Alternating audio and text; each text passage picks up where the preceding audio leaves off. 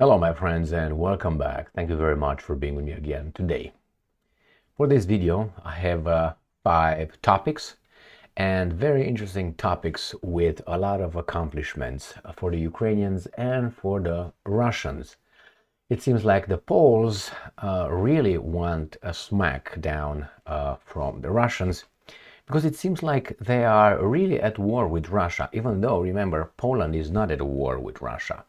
But nevertheless, it really pushes for Russia's smack and eventually will get it if they continue down this path. So let's start with the first topic, where we have some Western instructors being blown up by the Iskander-M missiles. And here is the article coming from Sputnik. Bam, bam, bam, pam, pam, pam.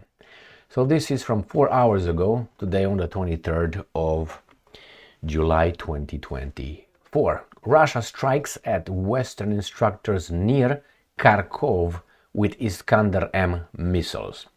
So where is Kharkov? This is the map of Ukraine. Here is Kharkov, where my strong hand is. Right there, this is Kharkov. So this is in the far east of Ukraine. This is the oblast, and or if you want, in the north of the main line of contact. All right, let's go back to the article and see details. A crew of the Iskander-M missile system struck a temporary deployment point for instructors and mercenaries from Western countries in the Kharkov region, killing about 50 instructors, the Russian Defense Ministry said on Tuesday, which is today. The crew of the Iskander-M tactical missile system launched a missile attack on a point of temporary deployment of instructors and mercenaries from Western countries in the village of Dergach, Kharkov region. As a result of the strike, about 50 foreign instructors were killed, end quote, the statement said. In addition, the Russian Ministry of Defense published a video of the strike. We're not going to play that one because we are on YouTube and YouTube doesn't like that. And this is what they said, pop, pop, pop, and here is the strike on that. I watched the video, just an explosion, and that's it. This is for them to provide evidence of the strike. Now, obviously, we don't know if inside that area are the instructors or not, but nevertheless, this is their evidence. Foreign mercenaries are actively participating in combat on the side of the Ukrainian armed forces, with media frequently reporting significant losses among them. Hired guns, end quote.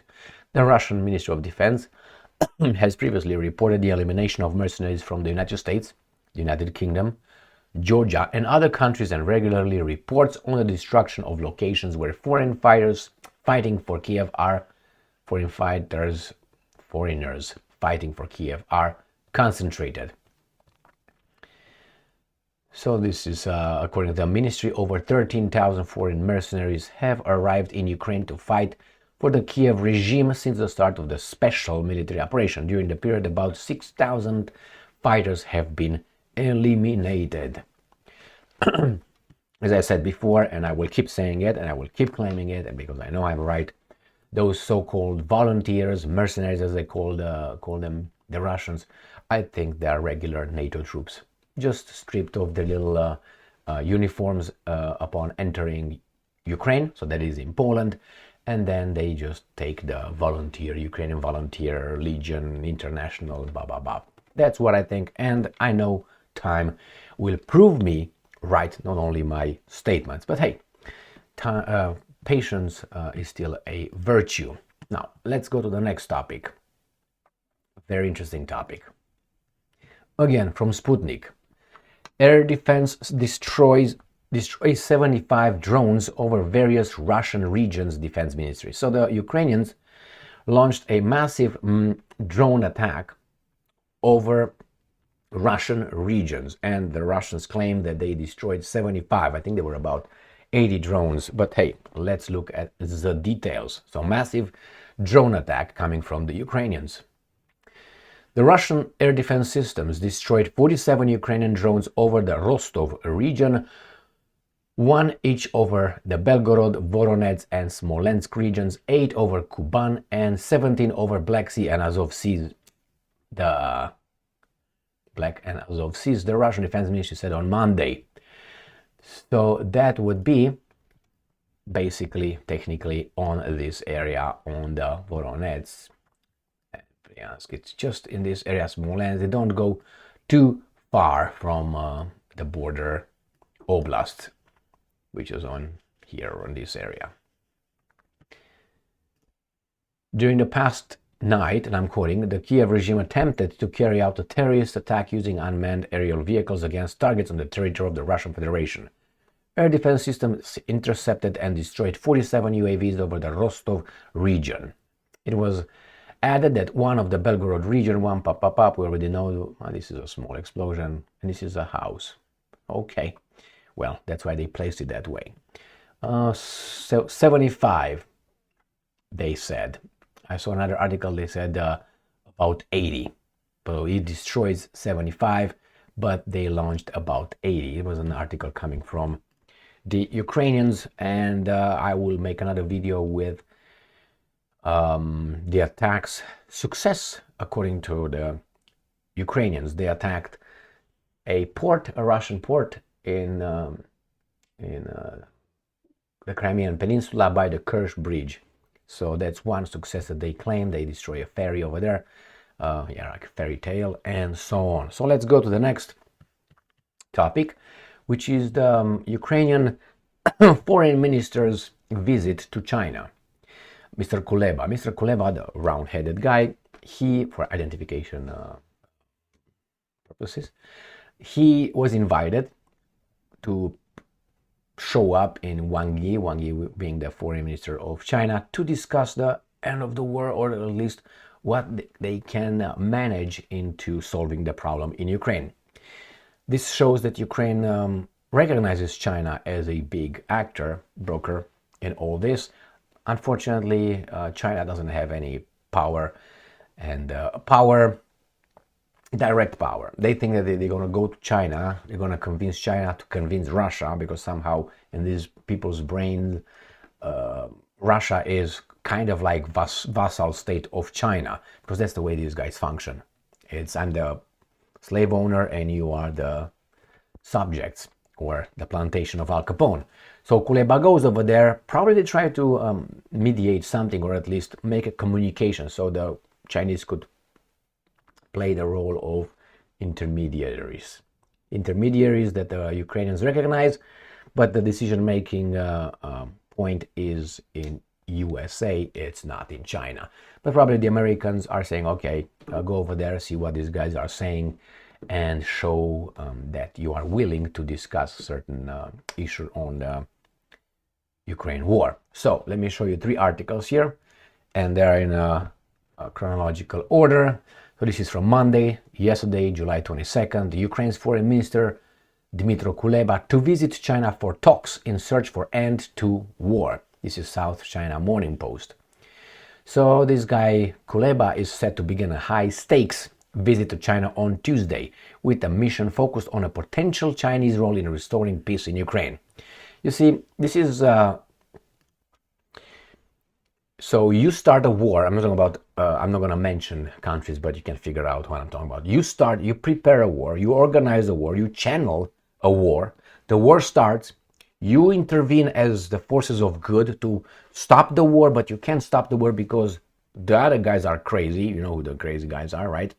And then all of a sudden you point the finger at China, because China, who is not involved in anything that I just said, is supposed to intervene and help solve your problem that you're fanning.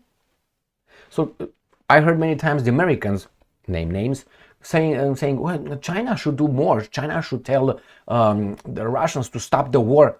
Hey, China is out. Why don't you ask Zimbabwe? Zimbabwe are as involved in Ukraine at the beginning of this and during it as Zimbabwe was. The same way. And now you point the finger towards China as if China doesn't do enough to stop our war that we don't want to have stopped. Why? Because our military industrial complex with its arm manufacturing companies, banking system, and other interests like the energy interest are making a ton of money. So we just play. I think they just pretend, hey, and they point a finger at China like China is you don't want to make peace. You, with a phone call, Putin was going to say shu or boo or ku to the Chinese, yes, I'm going to stop the war because I started the war. And in the meantime, I will allow those guys to come on top of me. All right? So Kuleba goes over there and they focus on China, you can do more. Why don't you just say stop? Why don't you get involved? Why do you get involved with Russia directly? Because it's not about Ukraine and Russia.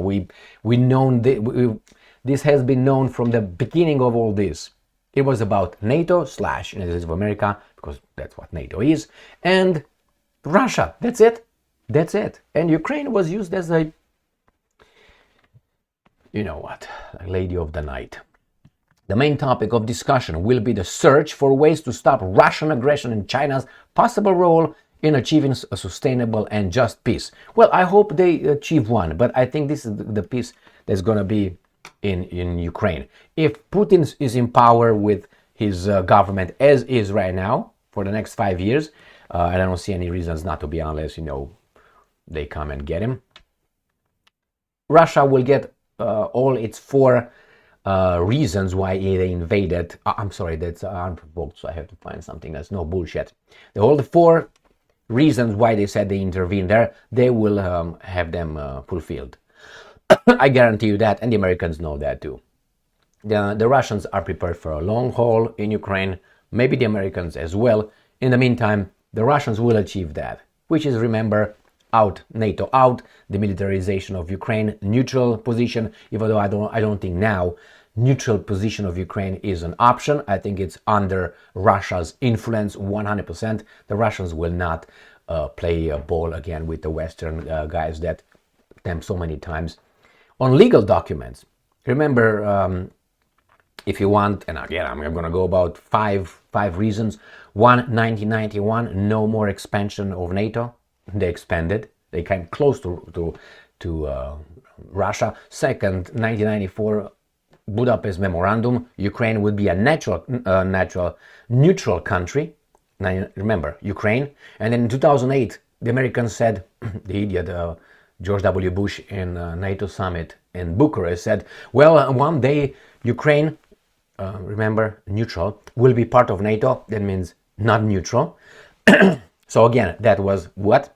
They fucked them. And then it was 2014 coup d'etat in Kiev, organized and supported and recognized by the forces of democracy. Again, then it was the attack on those guys in Donbass of the military in Kiev. Why? Because those guys did not recognize the traitors who overthrown a legitimate government of Ukraine of Viktor Yanukovych. Military bases, CIA bases in Ukraine. The Russians tried to avoid the last one. They did what? They did Minsk 1, Minsk 2.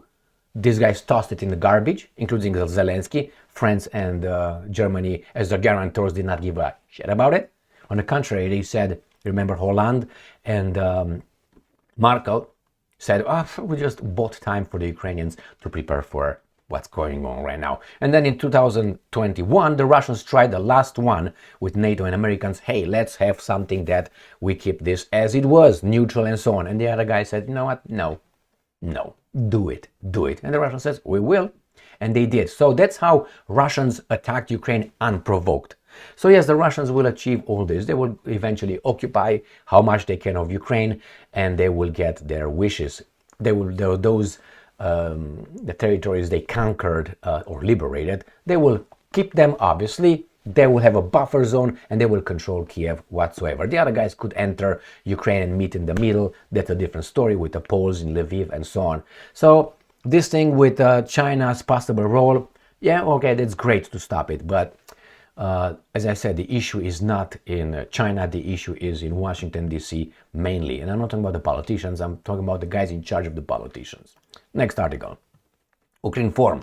Again, this is from today, the 23rd of July. Kuleba visits China at invitation of Chinese foreign minister. So, Ukrainian Foreign Minister Dmytro Kuleba will visit China on July 23rd, today to July 25th, at the invitation of the Foreign Minister of the People's Republic of China, Wang Yi. Next, right here, we find out that now he is in Beijing for talks on ending the war. This is Kuleba, the round-headed guy, right there. Nothing wrong with that, an observation. All right. Ukraine's foreign minister was in China Tuesday, I think it is, for talks on how officials there might help end the war with Russia. You see, all of a sudden China is the broker, but that's good. That's good. With Russia, whose ties with Beijing have grown stronger since the conflict began. No, that's been happening in the past 15 years, but you guys were sleeping at the Timona. That's what happened. China presents itself as a neutral party in the war and says it is not sending lethal assistance to either side, unlike the United States and other Western nations. Correct. The United Nations just made some claims that some Chinese companies help with parts, but it's not what these guys give to Ukraine. However, its deepening no-limits partnership with Russia has led NATO members to brand it a decisive enabler of Moscow's war, which Beijing has never condemned. Why? Because they know, and you should also know, it's not about Putin or about Ukraine, that's it. No, it's about China. Eventually, China is the big prize. If they eliminate and they kneel Russia forever, because as Victoria Nuland said in one of her, a conference, she said, telling the Ukrainians via monitor, we're not going to do this again, guys. Why? Because if they lose now, the other side of the world, which is about 80% of the countries of the world, see this. The empire struck back and could not win, therefore, or at least not struck back, I think just invaded, and I'm not talking about the Russians, and could not beat the Russians. Therefore, everybody's going to jump on the other club saying, save us from the drunk bully boy at the orders of that country in the Middle East. In this case, we're going to have Iran also attacked pretty soon. But if they fail in Russia, they will not dare to do anything in Iran, because Iran will be associated and very, very friendly with the club, part of the club actually. So that gets me to the last topic of this video. The Poles, remember, I will give you just the basics in what Poland is. Poland is a country about, 42 million people, big country in Europe, in Central Europe, towards Eastern Europe, and it just doesn't like the Ukrainians, doesn't like the Russians, doesn't like the Germans, doesn't like anybody. Why? Historical events. In Europe, a lot of countries don't like one another, or nations. Why? Past historical events. Nevertheless, somehow Poland is happy to have the Ukrainians fighting their brothers, the Russians. And they are helping whatever the boss tells them to do, with weapons, with the transfer of weapons, with training sites, with all these things. The problem is that right now, Poland acts as if is a general in this war. And let me show you the article. Here, Ukraine Forum. So this is from yesterday, the 22nd. Sikorsky, this is, right, the guy, Polish foreign minister, calls on European Union countries to lift ban on Ukraine's use of long-range weapons. So a country in the European Union, a NATO member state, tells the other countries in the European Union to lift ban on Ukraine's use, another country that is not in the European Union, to lift ban so the Ukrainians can hit targets inside Russia. So let me put it in a different way. You and your neighbor, you fight the neighbor right here, pam pam, and you got another neighbor, right, who doesn't like you a bit, doesn't like your neighbor either, but my enemy's enemy is my friend. So he wants other countries, including Poland, to allow, but Poland is afraid to say, you know what, let's use it. It tells these guys, besides helping them, actively helping them to fight you, right? But they're not involved. What would you do? I'm going to go and smack those guys with one blow, bang, an Urakian, boom, you're done, and then go back to Ukraine and do what? And over there, those guys will never recover after that blow, because it's going to be one blow. I'm not going to go and conventional fight with Poland. No. No time for that.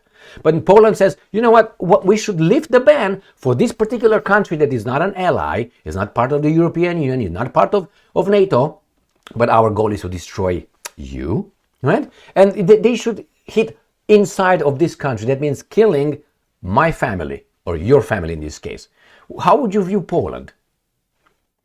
You would say, what's your business, boy? Get out. And the Poland said, well, I can do whatever I want. Okay, yeah, all right. You help my enemy to kill my people, I will you up. But it seems like the Russians, how should I put it? They're not going to do like the Israelis did in Yemen. Let's put it this way. Remember that? Exemplification of humane strike. So let's read further, see what this foreign minister of Poland says. These guys are asking for nuclear weapons on their heads. They're asking for it. And the Polish nation will get it, not Sikorski. Polish Foreign Minister Radoslaw Sikorski, at the meeting of the EU Foreign Affairs Council in Brussels, called on fellow ministers from the European Union countries to lift the ban on Ukraine's use of long-range weapons produced by these countries to strike targets inside Russia. And they expect Russia not to blow them up? Sikorski said this after a council meeting on Monday. Ukraine formed pop. According to Sikorski, granting Ukraine such a right will prevent Russian missiles attack against Ukraine, and this will be the realization of Kiev's right to self-defense. Yeah, okay, they have the right to the self-defense. Nobody denies that. But in the process of self-defense, you can't commit crimes and rapes and all that. Correct? Israel, correct? Correct. All right. Who's going to enforce that in the Middle East? Nobody. Why? Because the bully boy on the right side of history prevents everybody else from doing anything. Nobody moves. Nobody moves. So same here. I'm okay with Ukraine defending itself. But hey, I'm not okay with Poland saying we should allow them to do that, but we're not involved. You are, buddy. Get some Iskanders or some Kinzals with some things on it. So this would be self-defense, which is legal under international law. Correct. But you are an active participant to war. Defending children's oncology hospital is an escalation. Okay, because the Ukrainians, not the Ukrainians, NATO generals and NATO, how do you call it? NATO, let's put them actors, because they act. They're not destroying anything in Russia. No. You haven't seen any attacks on the beach in Sevastopol, and not only, never. They don't attack. I mean, mistakes, mistakes. Yeah, collateral damage, as the Americans are calling it. Well, how about collateral damage is your family? How would you like that? Would you just call it? It's just war, just collateral damage. No, I guarantee you, because these guys who are saying, just collateral damage, if that would be their families as collateral damage, they will not look at it, just collateral damage. No, they would say, what the? That's a war crime right there. All right, my friends, here it is. Poland is pushing it, and the fact that the Russians are not doing anything actively towards these guys, it's two things. One, they don't want an escalation. So they wait for the Poles to really, really do something stupider than this. And the other one, this is a controlled war. And it's the controlled war between the United States of America and Russia. And the rest are just baboons trying to get the approval of the master, Al Capone. Thank you very much for being with me again today. Stay strong, stay smart, look for the truth, and be just.